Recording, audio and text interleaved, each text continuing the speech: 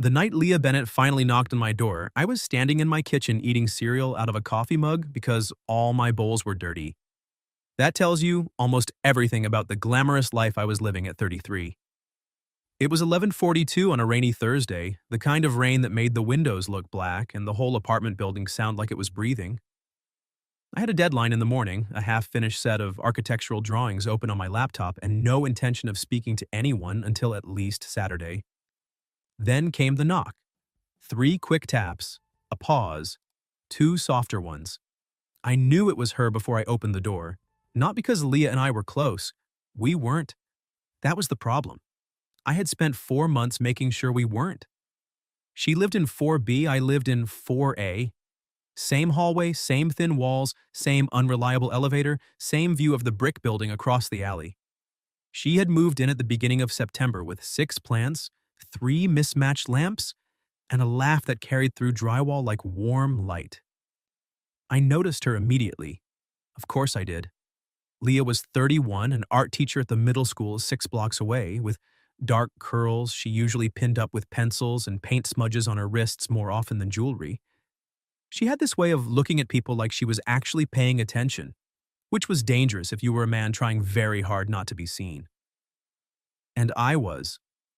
Trying, I mean.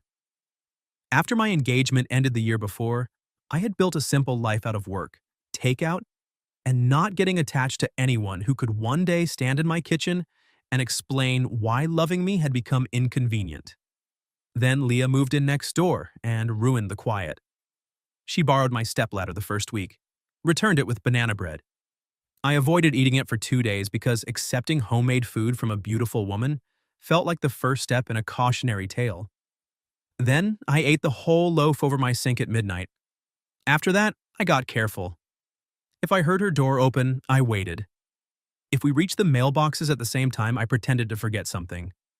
If she smiled at me in the hallway, I gave her the sort of nod usually exchanged between men at gas stations. Polite, brief, emotionally useless. She noticed. Of course she did. One morning in November, she caught me trying to escape into the stairwell with a trash bag. "You know," she said, holding her coffee, "for neighbors, you and I have an impressive long-distance relationship." I should have laughed. I wanted to. Instead, I said, "I'm just bad with people before caffeine." She looked at the coffee in my hand. "It's full." I looked down at it like it had betrayed me. She smiled. "Interesting." That smile followed me into the stairwell and stayed there for 4 floors. So when she knocked that night, I knew something was wrong. Not because she needed me, but because Leah Bennett didn't strike me as the type of woman who knocked on a man's door at almost midnight unless she had already tried 5 better options. I opened it. She stood in the hallway in a green dress, soaked at the hem from the rain, one heel in her hand and the other still on her foot. Her curls had come loose around her face. Her eyeliner was a little smudged, but her chin was up, like she had argued with the entire world and refused to let it see her shake. For 1 second, I forgot every sensible thing I had ever told myself. Then she said, "Before you pretend you don't know me, I need a favor." My hand tightened on the door. "Are you okay?" "That depends on how convincing you are as a fake boyfriend." I blinked. Behind her, down the hallway near the elevator, a man's voice called, "Leah, come on, just talk to me." Her eyes didn't leave mine. Not frightened exactly, angry, embarrassed, tired. But underneath all that, there was something softer that made my chest tighten. "Do you want me to call security?" I asked. "I already did. He'll be gone in 2 minutes." She lifted her bare heel slightly. "I just need him to stop thinking I'm alone." That should have been simple. Step into the hallway, say a few words, close the door, return to my sad mug of cereal and my emotionally unavailable lifestyle. Instead, I opened the door wider. Leah's gaze flicked over my shoulder into my apartment, then back to me. "You're letting me in?" "I'm not letting you stand in the hallway with one shoe, and a bad man monologue happening behind you." Her mouth twitched. That was almost charming. "Don't spread it around." She stepped inside. The second she passed me, I caught the scent of rain and vanilla and something floral, probably from whatever shampoo women like Leah used to make men rethink their entire personalities. I closed the door but didn't latch it. Through the wood, the man's footsteps came closer. Leah, he said, I know you're in there. She closed her eyes for half a second. I kept my voice low. What's his name? Aaron, ex-fiancé, recently upgraded to public nuisance. There was the sharpness again. Not helpless. Leah had edges. I liked that more than I should have. I raised my voice just enough to carry. Babe, you want me to handle this or let security do it? Leah looked at me. Something changed in her face. Not relief exactly, recognition.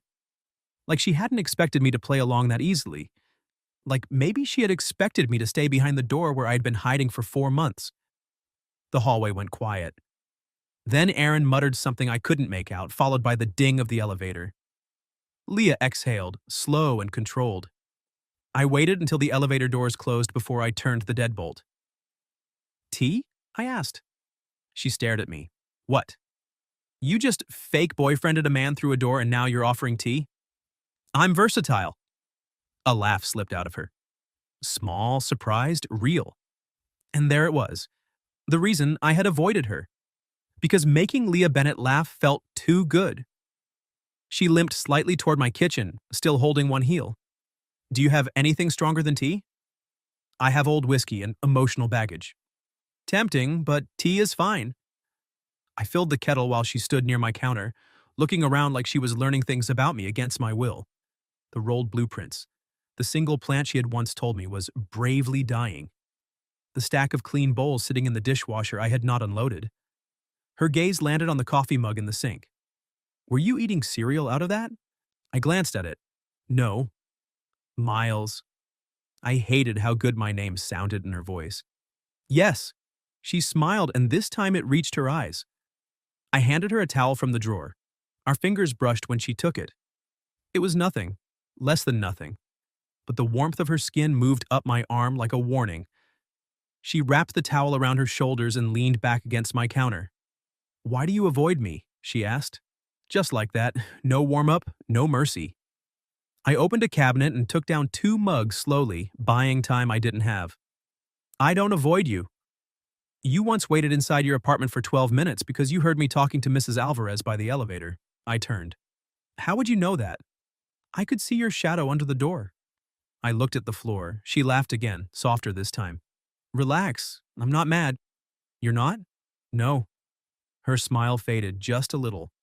I just wondered if I'd done something wrong. That hit harder than it should have, because she was standing in my kitchen, wet from the rain, brave enough to ask directly for what most people only punish you for not explaining. No, I said, you didn't. Then what? The kettle began to hum behind me. I could have lied. I was good at that kind of lie, not cruel ones, just small evasions, busy with work, bad at neighbors, private person. But Leah's eyes were on me, and for the first time in 4 months, I was tired of being a coward in my own hallway. So I said, you make quiet feel less safe. She went still. I cleared my throat. That sounded better in my head. No, she said carefully. It didn't sound bad. The rain tapped against the windows, the kettle clicked off. Neither of us moved. Then her phone buzzed on the counter where she had set it down. Once. Twice. She glanced at the screen and all the color left her face in one slow, visible wave. I looked before I could stop myself. A text from Aaron. Tell your boyfriend I'll see him tomorrow at your sister's engagement party. Leah shut her eyes. I stared at the phone, then at her. She opened them and gave me a smile so thin it almost broke. So, she said, there's one more thing I probably should have mentioned. There's one more thing I probably should have mentioned. Leah said it like a woman standing beside a small kitchen fire she had decided to call ambiance. I looked from her phone to her face. Your sister's engagement party? Yes. Tomorrow. Yes. And your ex-fiancé thinks I'm attending as your boyfriend. She pressed her lips together. Technically, you invited yourself when you called me babe. I was improvising. You were very convincing. That's not a legal contract. No, but it did have emotional range. I dragged a hand down my face. Leah reached for her phone, then stopped before touching it, like the screen might bite. I'm sorry, really. I never meant to pull you into anything beyond the hallway.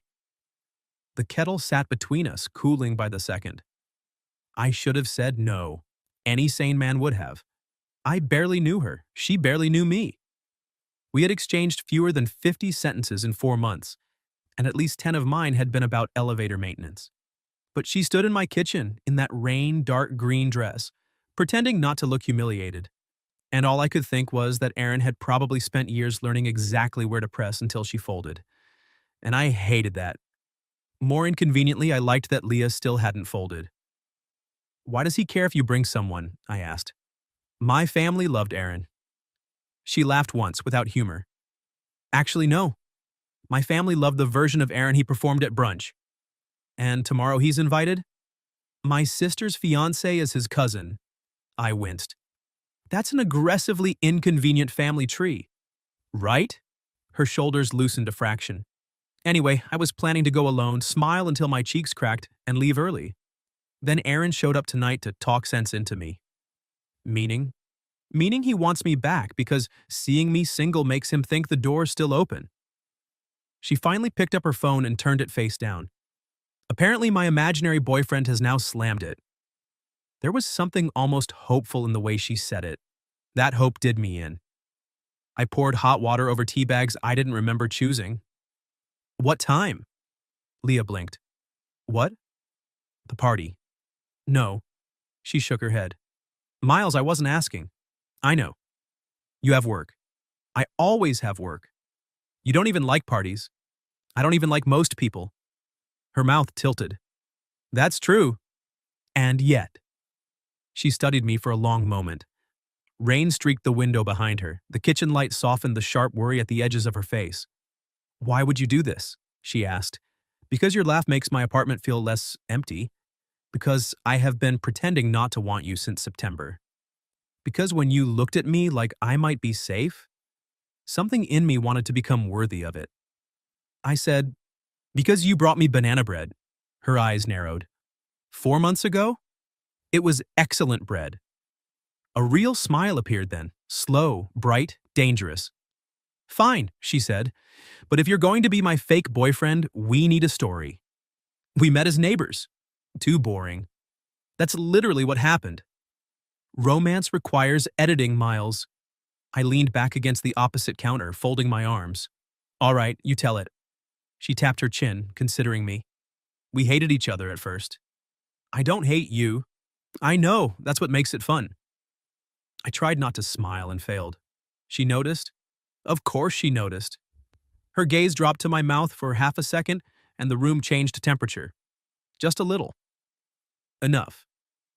She looked away first, wrapping both hands around her mug. We met when I needed a ladder. You were grumpy, but secretly kind. Secretly. You hide it under all that flannel and emotional frost. I'm not wearing flannel. Not tonight, but spiritually. I laughed. It surprised both of us. Leah's expression softened in a way that felt more intimate than if she had touched me. There, she said quietly. I knew you could. The words landed somewhere behind my ribs. I looked down into my tea. For a minute we stood there, not speaking, just listening to the rain and the old pipes knocking in the walls. It should have felt awkward, it didn't. It felt like the kind of silence you only earn after knowing someone longer than one rainy night. Finally, she said, Your turn. My turn for what? Girlfriend interview. If we're selling this, I need facts. Favorite food? Cereal, apparently. No, real answer. Thai. Good. Mine is pasta in any emotionally significant form. Favorite movie? Rear Window. She pointed at me. That explains so much. What does that mean? You're a watcher. I stopped. She said it gently, not accusing, like she had seen the shape of me and wasn't offended by it.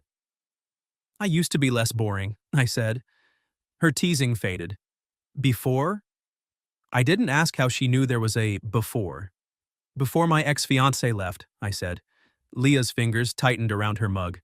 She decided 3 months before the wedding that she didn't want a life that looked like ours, like mine. I shrugged, though it felt too heavy. Quiet apartment. Deadlines, weekends at home, me. That was cruel. It was honest. Those can overlap. Leah stepped closer, just one small step. For what it's worth, quiet doesn't scare me. I looked at her. No? No. Her voice went softer. Lonely does. The air between us thinned. She was close enough now that I could see a tiny gold fleck near her left iris. Close enough that if I reached out, my fingers could brush the damp curl resting against her cheek. I didn't, but I wanted to. And wanting felt like the first dangerous thing I'd allowed myself in a year. Leah set her mug down. We should practice. My brain unhelpfully offered several interpretations.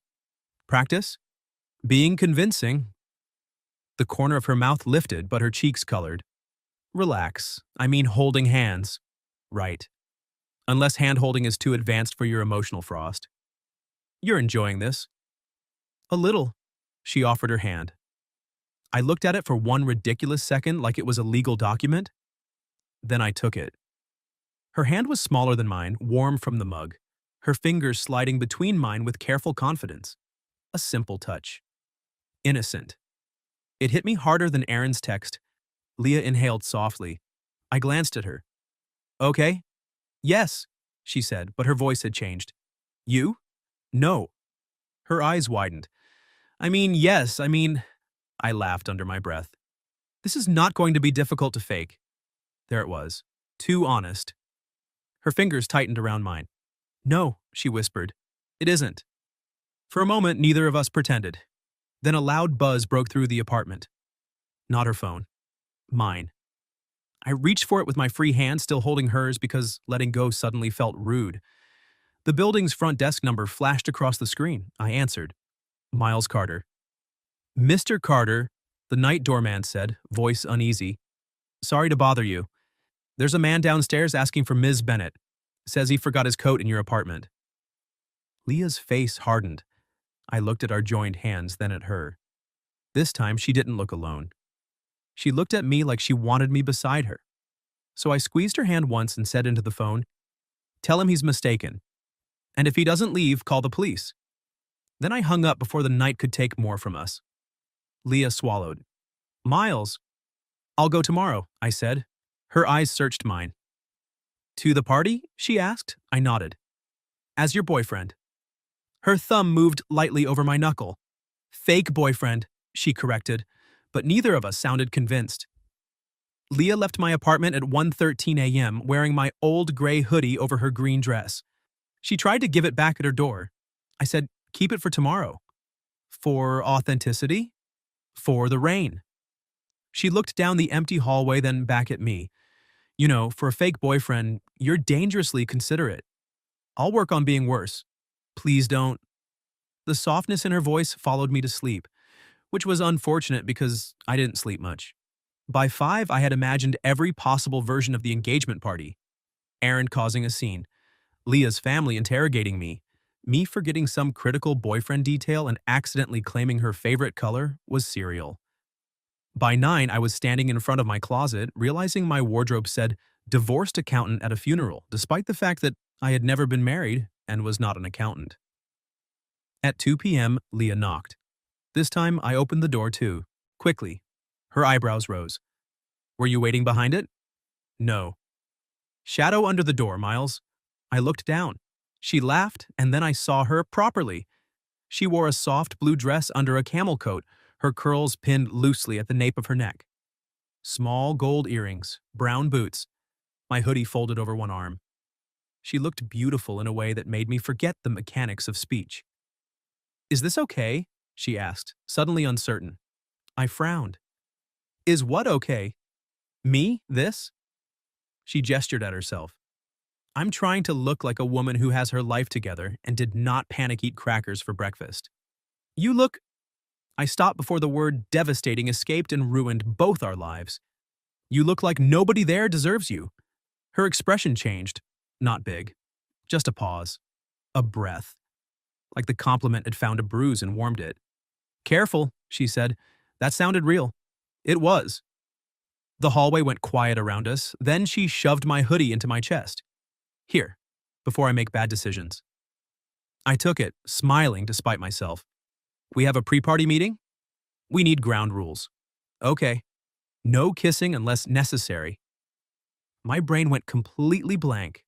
She looked amused. You froze. I'm processing the legal language.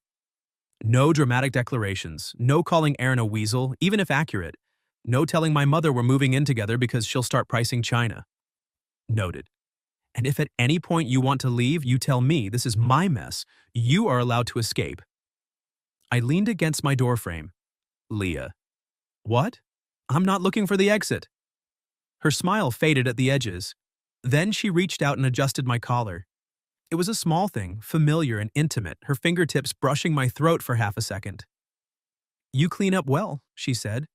You sound surprised. I've mostly seen you in hallway goblin mode. Architectural hermit, I corrected. Right, much sexier. The word landed between us with a spark. She heard it too. Color rose along her cheeks, but she didn't take it back. The party was at a restaurant downtown with warm lights, white tablecloths, and too many people who knew Leah better than I did but watched me like I was the headline. On the way in, she slipped her hand into mine. This time, she didn't ask. This time, I didn't hesitate. Her palm fit against mine like the answer to a question I had been refusing to ask. You okay? I murmured. No, she said brightly through a smile. But your hand is nice. I almost tripped over absolutely nothing. Her sister Emma found us first. She was blonde where Leah was dark, bubbly where Leah was dry, and wearing a diamond ring large enough to require zoning approval. You came! Emma hugged Leah, then turned to me with open curiosity. And you brought someone. Leah squeezed my hand. This is Miles. Boyfriend Miles? Emma asked. Leah glanced at me. It was the smallest opening. I could have kept it easy. Fake, polite. Instead, I lifted Leah's hand and kissed her knuckles. Lucky Miles, I said. Leah's mouth parted. Emma made a sound only sisters can make, half delight, half blackmail material. Oh, I like him, she said. Leah recovered by elbowing me lightly once Emma turned away. That was not in the plan. You said no dramatic declarations. That was a minor gesture. That was advanced boyfriending. I'm versatile. She tried not to smile. Failed. For the first hour we performed.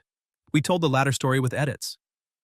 She claimed she fell for me when I returned her banana bread container washed. I claimed she seduced me with baked goods and criticism of my plant care. Her aunt asked how long we'd been dating, and Leah said, long enough that he knows not to talk to me before coffee.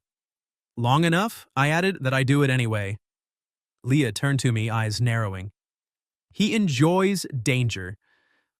I wanted absurdly to keep doing this, standing close, trading lines, feeling her relax every time I chose her publicly, not just as a shield, but as if it mattered to me that people saw her wanted. Then Aaron arrived. I felt her hand stiffen before I saw him.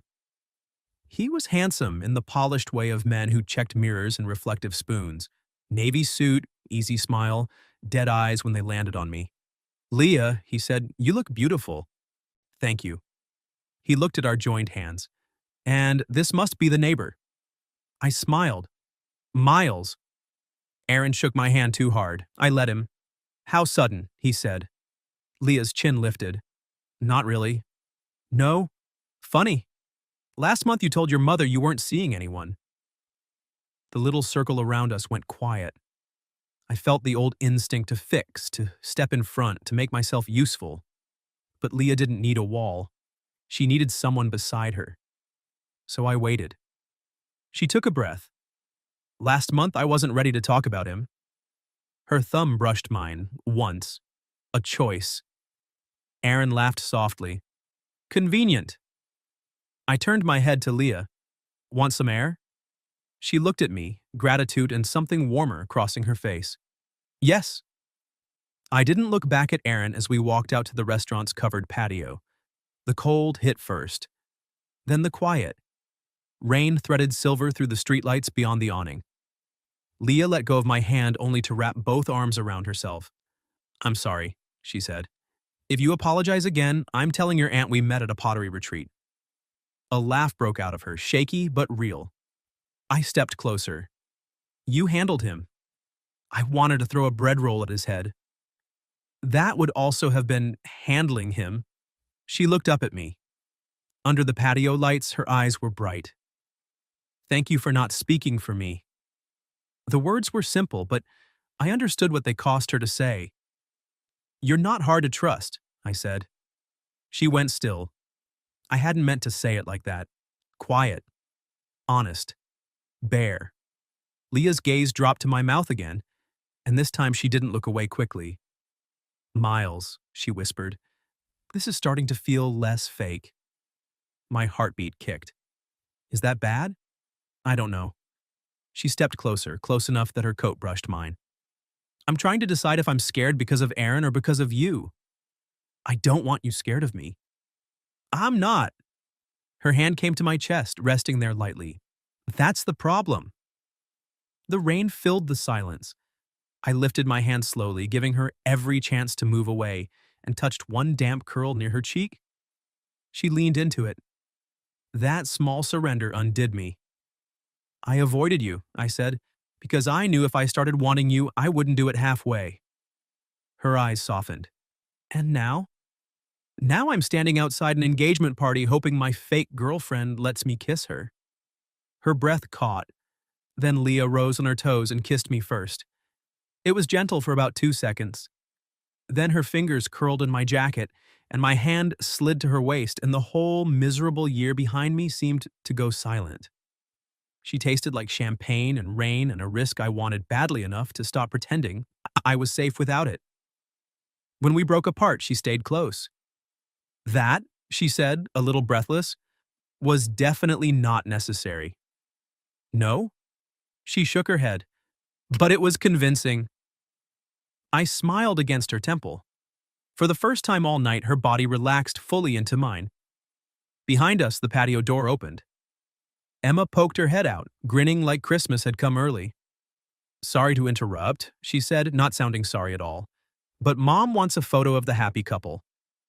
Leah looked at me. Not Aaron, not the room, me. Ready? She asked. I took her hand. This time, it didn't feel like acting. Yeah, I said, I am. The photo should have been harmless. Just Leah and me beneath a garland of white lights, her mother insisting we stand closer, Emma making hard eyes from behind the photographer, and my hand resting at Leah's waist like it had always belonged there. Closer, her mother called. Leah muttered, if we get any closer, we'll qualify as one person. I leaned down. I'm willing to commit to the role. She smiled right as the flash went off. That was the picture everyone loved.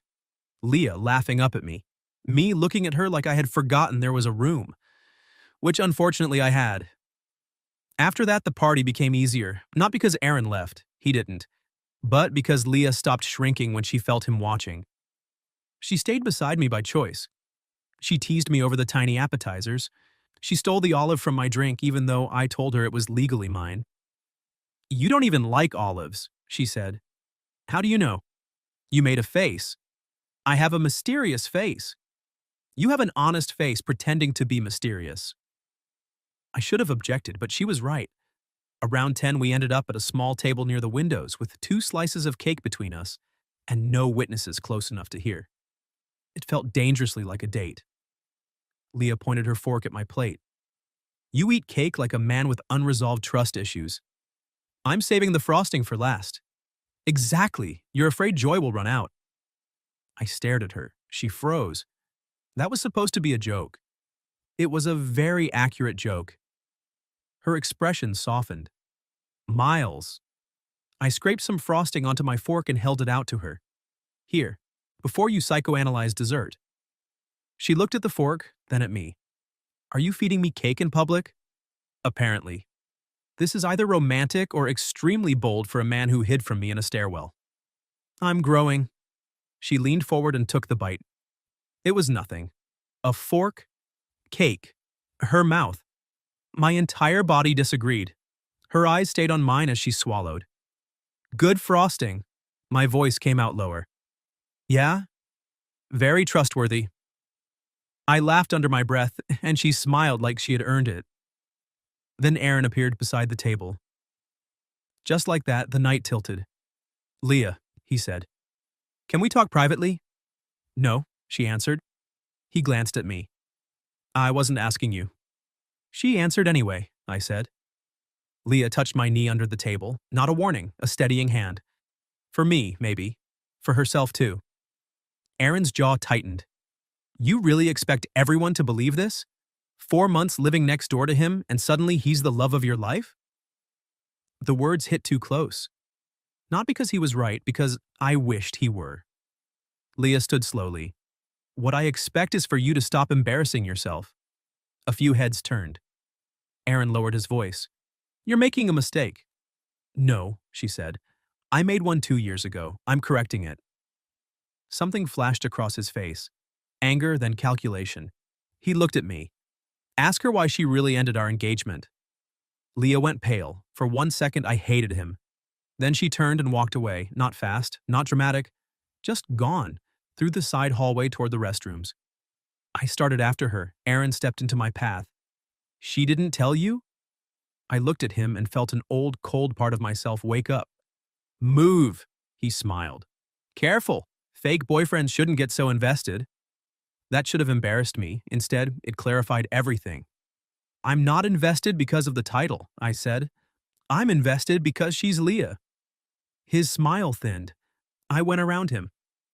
I found her at the end of the hallway near the coat room, standing beneath a framed painting of the harbor. Her arms were folded tight, her face turned away. Hey, I said. She wiped quickly under one eye. If you're here to ask what he meant, get in line. Apparently it's a popular topic. I'm here because you left. She laughed once, sharp and sad. That's not an answer. It's the only answer that matters right now. She looked at me then, and the vulnerability in her face punched straight through my ribs. I didn't end it for some noble reason, she said. I didn't catch him cheating. He didn't hit me. There's no clean story that makes people nod and stop asking. You don't owe me clean. Her mouth trembled. I ended it, she said, because one morning I realized I was practicing how to be smaller before breakfast. Quieter, easier, less opinionated, less tired, less myself. She swallowed. And then he told me he loved me because I was so adaptable. I stayed still. She looked away. That was it. That was the big scandal. I left because I didn't want to disappear politely. The hallway hummed with distant music. I stepped closer, slowly. Leah. What? I'm really glad you didn't. Her eyes filled again, but this time she didn't hide it. I reached for her hand. She gave it to me. I hate that everyone thinks I should have a better reason, she whispered. I brought her hand to my chest. Being yourself is the reason. She stared at our joined hands, then leaned forward until her forehead rested against my sternum. I wrapped my arms around her. Not for the room, not for Aaron, not for any performance, just because I wanted to hold her, and she wanted to be held. I'm not adaptable, she mumbled into my jacket. No, I'm stubborn. I overwater plants, I grade essays with glitter pens. I talk during movies if the characters are being idiots. A monster. And I eat olives I did not order. That one hurt. She laughed wetly, and I kissed the top of her head before I could overthink it. She lifted her face. You keep doing that. What? Choosing me when no one is watching. My throat tightened. Leah, I think that's the only kind that counts. The hallway seemed to disappear. She rose on her toes and kissed me, softer than on the patio, but deeper somehow, like a question she was brave enough to ask twice. I answered with my hands at her waist, pulling her closer until the last of the shake left her body. When we parted, she touched my cheek. Come home with me? My pulse jumped. She smiled gently. For tea, Miles. Right. Tea. And maybe unloading your dishwasher emotionally. That sounds invasive. It'll be good for you. We said our goodbyes 10 minutes later. Emma hugged Leah too tightly and whispered something that made her blush. Her mother kissed my cheek and told me I had kind eyes, which nearly killed me on the spot. Outside, the rain had stopped. We walked home because Leah said she needed air, and I said I didn't mind, though I would have followed her across the city in worse weather than that. Halfway there, she slipped her hand into my coat pocket where mine already was. No one can see us, I said. I know. Her fingers found mine in the dark warmth of the pocket. That was the moment I stopped lying to myself. At her apartment door, she turned to me. Do you want to come in? Yes, I said. Her smile flickered, nervous and pleased. Good. Inside her apartment was exactly what I had imagined. And nothing like it. Color everywhere. Books stacked sideways, plants in various states of optimism. A blue sofa with a yellow blanket, a half-finished canvas facing the window. She kicked off her boots. Don't judge the mess. I eat cereal from mugs.